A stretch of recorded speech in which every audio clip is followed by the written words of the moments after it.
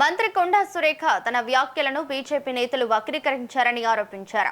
తన వ్యాఖ్యలను తప్పుగా ప్రచారం చేస్తున్నారని ఫైర్ అయ్యారు. తాము కూడా హిందువులమేనని, రాముడిని అందరూ పూజిస్తారని చెప్పుకొచ్చారు. రాముడిపై నిజంగా ప్రేమ ఉంటే భద్రాద్రి అభివృద్ధికి 200 కోట్ల నిధులు తీసుకురావాలని బీజేపీ నేతలకు సవాల్ విసిరారు. హిందువులమని ఎవరు తలపై రాసుకోరు, మీరేమైనా మెడలో బోర్డులు వేసుకుని తిరుగుతున్నారా అని వ్యాఖ్యానించారు. తనపై తప్పుడు ప్రచారం చేస్తే చూస్తూ ఊరుకోనని మంత్రి హెచ్చరించారు.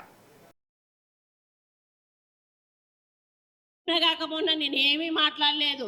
జై శ్రీరామ్ అంటే పైసలు పడతాయా అని అంటే దాన్ని పెద్దగా నేను మాట్లాడిందంతా కూడా ప్లే చేయకుండా ఒక 2 వర్డ్స్ ప్లే చేసేసి మిగతాదంతా కూడా నేను రాముణ్ణి తిట్టాననేటువంటి మాట వాళ్ళు ప్రచారం చేస్తూ ఉన్నారు.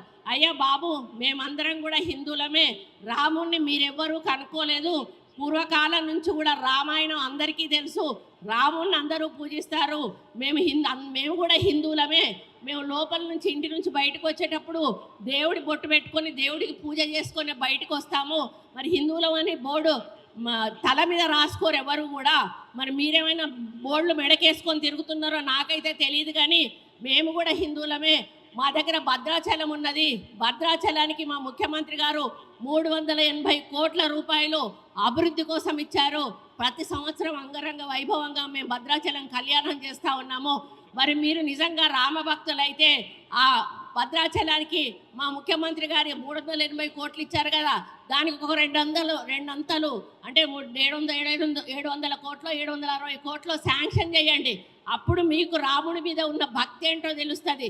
ఈ రోజు వరకు ఏ ఒక్క బీజేపీ నాయకుడు కూడా రామ కళ్యాణానికి భద్రాచలం రాలేదు. ఆ విషయాన్ని కూడా ఒకసారి గుర్తుపెట్టుకోవాలి.